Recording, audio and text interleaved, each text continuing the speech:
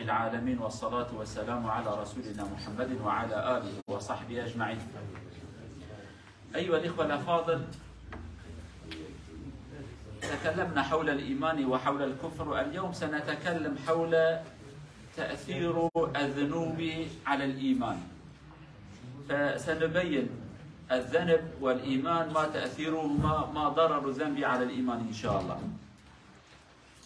قالوا براد العزيز من في حفتيجة بحثة قناه وإيمانه بكن تأثير قناه هال سر إيمانه. دورة تاريخ الإسلام داجي قال لك سر إيشان سر مسألة شيء يعني إيمان قناه زرارة ده إيمانه ناده إيمانه قناه شواد بنت چکرنا گناه انسان جدین در خدرنا کبیا پروبلم که مازن تاریخ اسلام دا بلغ سر هي امنه کی ایام بیا بین زمان بونه المساله باش برا فهم کرنجانا ام مسلمان جبونه تشتكي ام بيجو خلاص والله بیا مال خرابو بو کافر بی بی امریا خدا کرد ام فهم بكر. اولا بعدما يدخل او الانسان في الاسلام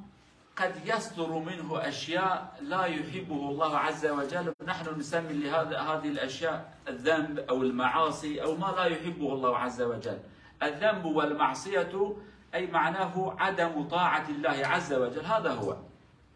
وقد يصدر هذا من الإنسان، وصدوره شيء متوقع من الإنسان أن يذنب الإنسان، لأن الله عز وجل اسمه هو التواب والغفور الرحيم. إذا لم نعص كيف سيكون هناك معنى لاسم الله عز وجل التواب أو الغفور؟ إذن المعصية والذنب ما يصدر من الإنسان، والله لا يحب هذا الشيء، ولكن هذا الشيء يصدر من الإنسان. وهذا الإنسان وإن كنا نطلق عليه كلمة المؤمن، ولكن نقول مؤمن عاصي، مؤمن مذنب، مؤمن يعصي الله عز وجل. ولكن الذنب والمعصية هو ما يصدر من الإنسان والله لا يحبه، فلنعلم هذا أولا.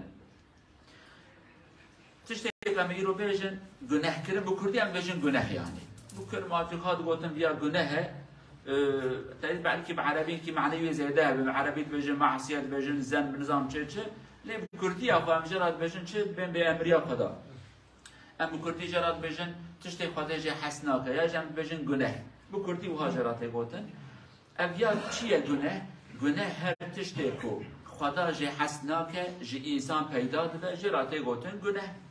يعني بكردي أفهم جرابين عربي بتي قوتن معصية خدا جه حسناك ولا إنسان تكن تشتكو إنسان حسناك جه إنسان خدا جه حسناك جه إنسان پیدا بو جرات قوتن تشتكو خدا جه حسناك بكردي أم بيجن جناه تبي تشتغل بكي يعني خدا جه حسناك خدا عاجز به خدا بخازي بالكتاب شنو جهنمي أنبياء أولا أنبياء بزانه. أمر آخر الذنب قلنا يصدر من المؤمن ما هو خلاف لشرع الله والله عز وجل لا يحب. هذا الذي يصدر من الإنسان ينقسم إلى قسمين: ذنب كبير وذنب صغير، كما نسمي كبار وصغائر. صغائر الله عز وجل ربما وضع لها عقوبة صغيرة أو لم يضع لها عقوبة،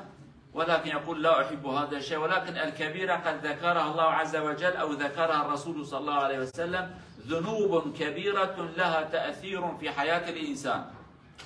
القتل والزنا، السحر، وتولي يوم الزحف في الحرب مثلا، عقوق الوالدين. هناك ذنوب نسميها كبائر لها تأثير كبير في حياة الإنسان، يدمر أمورا كثيرة، لذلك نقول كبائر، أمور كبيرة يعني. جناه جد نوعي هنا، جناه مازن هنا، جناه بتشوك هنا. طبعا جناه أم كيلو نازن، أم نابج نبيها 10 كيلو جرانا 10 كيلو أبينا. حقيقة أم بيجي أبي جناه نا أبيها بتشوك تشتكنا أبيها جرانا تناكي.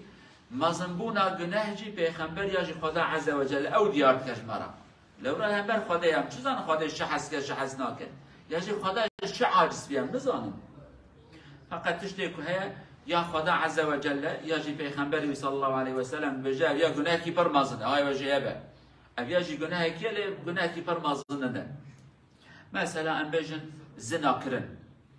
کشتنا انسان کی سحر کرن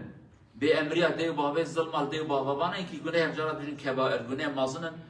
كوان جناها حياة إنسان سر و بنات كن. يعني الإنسان كي بقشي تشكي مازنه زنا كيت كاب ناموس إنسان تكبن بيخو سحرت كحياة إنسان سرو بنوت ك يعني والحاصل حقرت الديباب خد ك ديباب تنا ثانية في الدنيا يعني ترابي زمان درجات كي بأدبيات كي أمش ما نرد بجين كبائر جناه مازن يعني جناه يجدونه جناه مازن هنا جناه بتشوك هنا كي جناه هنا خدا عز وجل جزاء وان الدنيا إذا ديار كريه زنا جزاء هي ظلام كشتن يعني إنسان كي بوجي جزاء هي دزي كرن دزدي هي أما جزاء وان ديار هن كيجي خدا عز وجل جزاء وان ديار نكريه جو آخرة رايشتي ليه أمان جناه يجدونه يعني طبعا تقسيم الذنوب إلى القسمين إلى كبار وصغار أولا الله عز وجل يبين الذين يجتنبون كبائر الإثم والفواحش إلا اللمم كبائر الإثم أي أمور الكبيرة التي لا يحبها الله عز وجل فنحن نقول هناك ذنبين ذنب كبير وذنب صغير والقرار على الذنب بأنه كبير أو صغير ليس من حقنا نحن لا نقول قد قررت المحكمة بأن هذا الذنب كبير ليس من حقنا الله عز وجل هو الذي يقول هذه كبيرة وهذه صغيرة ولكن على المؤمن أن يعلم ما يقوم به من الذنوب هو يقوم في حق الله عز وجل نحن أحيانا نقول هذا شيء لا بأس به ولكن تفكر ولا تنسى أنت تعصي من هذا هو تفكر في هذا تعصي من إن كنت تعصي الله فإن كان كبيرا أو صغيرا فأنت تعصي الله عز وجل فليكن في عقلك هذا شيء كبير ليس صغير ولكن الله عز وجل من فضله وكرمه بين لنا هذا كبير وهذا صغير حتى يخفف عنا عز وجل طبعا جناه جيكو جناه مازنو جناه بتشوكشي ما بو أبي حق منينه أم نكار قرار بدن أم نكار بيجي والله برلمان وهرمي كوم بيا قوتيا بيا جناه كي مازنه والله برلمان عالمي أمجي محكمة عدل الدولي أم بيجي يا قوتيا بيا جناه كي سبكه حق منينه ليه دقال هر تشتي عالم بتشتكيش بير بانكن جناه يكتتكي وهذا عقله أبي جناه الهمبر كي أدكم فردا فكرة الهمبر خداتكي نبيش أبي أبشوك تشكينا أبي أجي مازننا جناه مازن بكي أن جناه بشوك بيت الهمبر خداتكي أبي أبرد عقل ما دابين تشتي كم تكل الهمبر خدايا لو ما عالم وهاد بيجن دبي دم وقت جناه كي كان نبيش أبي تشكي بشوك أبي تشتكي مازن بيجي أبي الهمبر كيه الهمبر خداه يعني مثلا ام نورمال ام بين حيرا قرش كي براد زي بكي ياش مليون كي زي بكي لو ولا عقل ما قرش كي بشوك قرش هذا قيمته قرش هي مليون كي عالم ديوها نفكره ام قرش انا نجي خدا عاجز تبع بي ام مليون انا نجي خدا بي عاجز تبع يعني تم تشكي كي بيجي الهمبر خداه ابيا جا عقل قدرنا ابيا لتي ساجي جفضل وكرم خدا عز وجل خدا بريق رحمه يفرح كرم يفرح تسبوت يا عباد من هري ولا همبر متكن لتساز في جنايتكم دبشا جناي مازن هنا جناي بتشوك هنا هاي وش بتشتري هانيج هبه بيش بيربانكن تشتري بتشوك يعني دبي هنا الانسان هنا جناي مازن ناكن يعني تشتري نورمال جوان بيدا دبن وكان نظره كي تشتري ساكينو طبعا ابي معناه شيء يعني تنا محسوميات نبز محسومي يعني هنا الانسان هنا بان جناه كبار جوان دبنكبن تشتي بتشوف جوان بيدات بن خداجي إن ربك واسع المغفرة رب العالمين جوان عفوت كاب أجناجي أمجبير بأنك طيب الذنب يخرج الإنسان من الإيمان أم لا أهل السنة والجماعة يقولون الذنب ذنب ويبقى الإنسان داخل إطار الإيمان بشرط أن لا يقول هذا الذنب ليس حراما يجوز من حقه إذا أحل المرء حراما يخرج به من الإيمان ولكن إذا اعترف بأنه حرام وارتكب هذا الذنب مع الاعتراف بأنه حرام يبقى ضمن دائرة الإسلام لا يكون كافرا أهل السنة هكذا يقولون وهذا ما نفوه من القرآن والسنة الذنب موجود ولكن قد يعصي المؤمن ربه عز وجل ويبقى مؤمنا ولكن عليه أن يتوب ويعود إلى ربه عز وجل ولنا أدلة على ذلك طبعا برسا قادية بجوارا بيجن وعقلي سري بخبتن بفي جناه كرني أمد بن كافر أنا بن كافر تبرتا بروبلم أبا حالي حاضر دورا تاريخ إسلام دا هنك زمانه هنك إنسان درد كتن دقو كي جناه كي بكت بو كافر خلاص ديني قادي درد كت تا جناه كي كرت بو كافر ولكن علماء إسلامي أم جرى بجن أهل السنة والجماعة يعني صدينات أفنات بن هري جناه بأمرية خدا بأمرية حرام خدا حسناك لي إنسانك كو حرامك خدا جي حسناك بك ودلي ويدا عقلي ويدا جي دبي حرامه ولا ظالم حراماتكم أو إنسان هيجاجي مسلمان ناوي كافر لي إنسانك حرامي خدا حلال بك مثلا أنا اللي بيجا نيفري فرزة نوصل فرزة جمعنا فرزة وناتنا جمعية ياك بيجا از ناتشم جمعيتي كما ناتش جمعية جمعنا فرزة قبولناكم أبو كافر في إنساني هاني لبيس فرزيات أو قبولناكم فقط شخصا كي بيجا حيرا والله جمعة فرزة والله ما تنبلم والله ما ظام شهات يا سريمن شبر خاطري ما تشتي هاني خدا من عفو بك خدا من عفو بك أبي إنساني هاني ام نابجن تبوي كافر جرا ابي انسان مسلمانه في انسان حدود اسلام ده ابي انسان انا تيغوتن گناه كاجرا خدا عز وجل جي عفو بك ليه قالوا كبيج حرام حلال عفوا فرض لنا المج بوقت ما لا يخرب بيجان فهم بكن گناه انسان اسلامي در ناقش دين خدا در ناقش طيب الذي يرتكب الذنب والمعصية وهو يعترف بأنه عصى الله عز وجل ويعلم بأن هذا الشيء لا يقبله الله عز وجل وهو يعلم بأن الله لا يحب فهذا الإنسان يبقى ضمن دائرة الإيمان ولكن عليه أن يتوب إلى الله عز وجل فالله عز وجل يفتح باب التوبة وهناك آيات كثيرة الله عز وجل يأمر قل يا أيها الذين آمنوا توبوا إلى الله توبة نصوحا إذن الذي يتوب إلى الله قد ارتكب ذنبا لو كان الذنب كفرا لما قال الله يا أيها الذين آمنوا توبوا لقال يا أيها الناس ولكن يقول يا أيها الذين آمنوا توبوا أي الذي أنت مؤمن وعصيت ربك عد إلى ربك لأنك لم تخرج من دائرة الإيمان فما زلت ضمن دائرة الإيمان عد إلى ربك 100% وتب إلى الله عز وجل هذا دليلنا بأن الذنب لا يجعل الإنسان كافرا ولكن عليه أن يتوب إلى الله عز وجل ومن تاب تاب الله عليه دليلك أن بجن جناح إنسان ناك كافر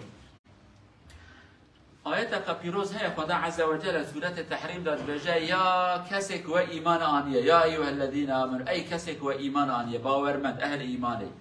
توبة بكم آلي خدا توبوا إلى الله توبة نصوحة توبة راس آلي خدا ورم من توبة نصوحة تفردا خدا بيت توبة بكم توبة يعني جناح كاريكي هي وخدا قوتيا يا أيها الذين آمنوا أي كسك تا إيمان آنية demek ki günahkari insana naka kafir. Günah ku insan bikra kafir. Xwedê nedgoya kesek te îmanê gote ey kesek tu wî kafir. Were be Müslüman carekî. Lê xweda divir da kafirbûnê efan vî günahê hanê kafir qebûl nekiriye. Ev günah nabe kafirbûn. Xweda vî günahê hanê di hudûdî İslamê de qebûl kiriye. Dibe îje te şaşîtîkî kiriye ew şaşîtiya xwe rast bike. Tûbû ilallahî tewbeten nasuha bi alî xwedayê xweda were. demek ki ev kesek dibêjin günehkarî insana ji İslamê dernaaxe gotina wan rast e Xweda Azze ve Celle jî bi van ayetê hanê emrê me dike ku em tewbe bikin bi alî Xwedayê Xweda bizivirin alî Rabbê Xweda werin evane ayetê pîroz e Xweda Azze ve Celle vedike lê ew kesek ku güneh kir piştê günah tewbe dike derê tewbê vekiriye an girtiye derê tewbê vekiriye heta ku însan nemire günehê însan çi qasa mezin dibin bira mezin bin însan ku tewbe kir Xweda jî wî însanê hanê efû dike tu günehekî ji rehma Xweda mastir tune tu günehekî ji meznatiya Xweda mastir nîne Xweda ji her tiştî mastir e û Xweda dibêje ku tu tewbe bikî ez jî te efû bikim طيب الذنب والتوبة التوبة لها شروط قد ذكرنا كثيرا ولكن المختصر أن يترك الإنسان الذنب ويعود إلى الله عز وجل وأن يندم على أنه فعل وأن يعاهد ربه بأن لا يعود فيتوب الله عليه عز وجل لا ذنب أكبر من رحمة الله عز وجل أبدا مهما ارتكبنا من الذنوب فإذا تبنا ورجعنا إلى الله عز وجل مع شروط التوبة يتوب الله عز وجل على العباد فلنعلم هذا وكثير من الناس يتوبون إلى الله فيبدل الله سيئات إلى الحسنات عصى ربه كثيرا ولكن بعد ذلك تاب فيبدل الله السيئات إلى الحسنات. طيب قد يقول القائل لماذا هكذا؟ لماذا؟ ليس من حقنا. الله عز وجل غفور ورحيم ويفرح بتوبة العبد. أحيانا نحن نقول أنا لا أسامح، ولكن الله ليس مثل العباد. الله هو الله عز وجل، ورحمتي وسعت كل شيء، رحمته أوسع من جميع الأمور، فيقبل التوبة عن العباد. لذلك يفتح باب التوبة، وباب التوبة مفتوح إلى أن يصل روح الإنسان إلى حلقه ما لم يغرغر.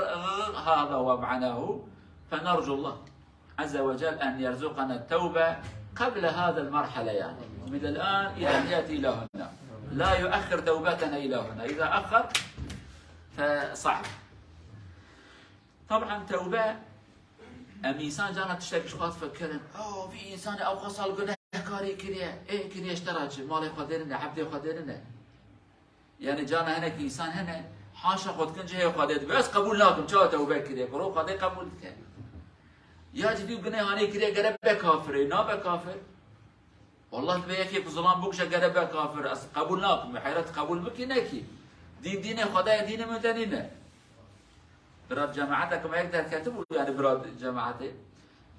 تدي واني بسري ملتي جيت كنيا واني ميل ذا كاتبه بلا سري من ناوي وانا بيش وانا كافر لا كافر ولا ما اقول حتى كل صراحه ديني خدي درني ناب كافر اري يقول كار قاتل مجرم والله دلهم رازي نابك وقرب من كافر تفاض نابش كافر ده كيف عملنا ما تكار بيش كافر، يعني هو الحاصل قلت لهم رحتنا بقرب من كافر بدل من وانينا، يعني بدل خدايا الورا قانون خدايا إجا أم إنسان جانا هناك قانون خو سر خدای فرض کن. یک مثلا زمان خو المدرج بك بأدبك بك دل ما لسبينابه أم عفو ناكن أم عفو بك ينجي إجا قد كيف جور كرديت بس قد كو جور يعني هو يعني وقبيت بسلام عليكم وعليكم السلام دل بناكي خدا نوصايه خدای رحمه يقول لك غفور رحيم، يعني حديث تبيجن بخدا قوتي عبد من قناية بقاسي عسمانا بن قاسي عسمانا عسمان شو خايف كاسكي نظامه تبصبري توبة بكي قاتبي ولا أبالي أبالي معناه قد تكون خمة مجنينة، يعني قد خمة مجنينة. مثلا هيك إنسان زنجين هنا قال لك زنجينة قرش كيدو قرش بري وان تشياج مليون كيدو من حزار كده حزار شكون دبيت بكا كبرش كي جاني وان كتبه وقصة قيمتها وينينة لا أبالي أبا معنوي. خدایش بجا عبد مقنيت اشقام مازن بمجي توبه بكي وكظلامه براستي قد خما مجنينه البي خدایش ما عفوتك يا خدای عفوتك ما بجبك خدای عفوتك رحمه يبرا حديثه ويا قدسيه دبر رحمه من جهر تشتفرا تربيه رحمه يبرا، يعني انسان شقا بامري خدا دك دبي يا رب من عفوك خدای نابجا جاب ساز بفكرم حساب كتابك يزبكم تشخد دلي من يشتي نافكره ربي عالمه اجا ام جانا خد كنجي خدي بازار يتكن جما خدي يعفو بده عفو كما جمراج حديث هي دبجا شخص كي نوتو نيحب انساني كش نوتو نيحب داوي تشو جم ام بجا صوفي بزماني انا يعني ابيك عبادات يتكن علمي وان كلمه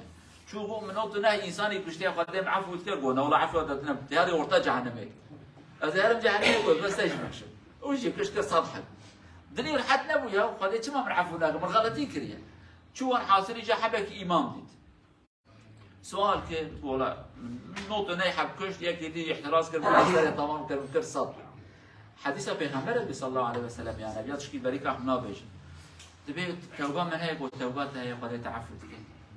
ولكن جبي باجار يعني ايش درك بهرجي كاتي باجار كي خراب نبونا النصيحه بتاع بكران دمك باجار كي خرابه هلا باجار كي شود نيفي راي دامر بنبي حساب كن افرا نيفي براي هات لفرا مر جبر هات ابي جي خرابه في جي راسه جبر هات ولا فرا الفر دامر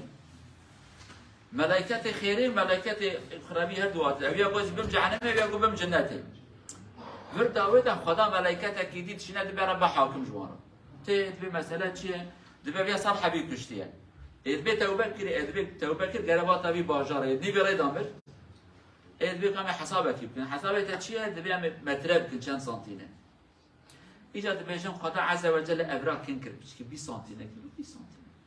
يعني ها ام بيجن دوسك 1000 متر فيها بو ابرابو 908 متر تبيجي 909 متر او قصدي 20 سنتي كي خدا بيا نزيكتر كد مجهل جنتي هات ميبرن صالح بإنسان يكشتيه يعني رحمة خدا غفور ورحيم إيجا جانا بجنس قبولنا كيف من لهيد أدور عن شاشن خدا عز وجل توبة كنسيب ما إن شاء الله ولكن على كل التوبة بابه مفتوح ولكن فلنعلم شيئا كثرة الذنوب شيئا فشيئا يؤثر على الإيمان إلى أن ينتهي الإيمان الرسول يقول صلى الله عليه وسلم يصبح الرجل مؤمنا ويمسي كافرا هذا هو يستمر في الذنوب ولا يتوب ولا يتوب ولا يتوب في الأخير ربما يبقى شيء بسيط جدا وينتهي هذا فلنعلم هذا كثرة الذنوب مع عدم التوبة يضعف الإيمان ويقضي على نور الإيمان في القلب هناك لمبة أما كنتم تعلمون هناك ماذا كبسة يزيد وينقص شوية اوتوماتيك ذنب إلى أن ينتهي فلنعلم هذا كثرة الذنوب مع عدم التوبة يقضي على الإيمان ولكن ليس دفعة واحدة شيئا فشيئا فلنعلم هذا جناه كرن أريما قو أم جناهش إسلامي درناك أما تشتكي مش بيربانكين جناهكي تذيق قضاء بجا كلا بل ران على قلوبهم ما كانوا يكسبون رانا وك قلبي وانا رونيكاي كنامنة تفرشت بياني إنسان روكي دا نابا كافر نورمال جناه توبتنا جناه هي توبتنا حتى روجكي تشكي إيمان دبنا أوجد قتل تشكي دبنا أبيا كلام زانت قبك جناه بتوبتنا با حتى روجكي أو نور إيمانش خلاص ده پیغمبر صلی الله علیه و سلم بحثی که زمانت که دبی سر سبی انسان ایمان هی ایمان عبارت به کافر اوه یعنی فقیر و پریا گناه ها کرد توبه نکرد گناه زیده بون هاد مرحله که خلاص اما پچکی ما بود بفت که اوج بدم را یعنی تدیل لبر این که لمبای اوتوماتیک یعنی لو وانه دوا زیدت کی روانی دبید پچو کیم کی هر مالی دهنه یعنی بروکی قصد حقی بینم را دست نکرد اول حاصل اواكينوت كي تك رش بيد تشكل دانامينه ايمان جي بشكل هاني قبل كما توبه نكرو جناه كيرو حتى بتشيش كي دمنه تبفت كي اوج بدم رياني وقبل قوت به تتكيناكي بايمان هاني ناجح خدا عز وجل ايمانك بقوت كنسيب ما توبه كنسيب ما دري خير ما بكي ان شاء الله رزقنا الله واياكم التوبه والعوده الى الله عز وجل والابتعاد عن المعاصي والذنوب ورزقنا حياة على الإيمان وموتا على الإيمان والحشر تحت لواء سيد الأنام صلى الله عليه وسلم والسلام عليكم ورحمة الله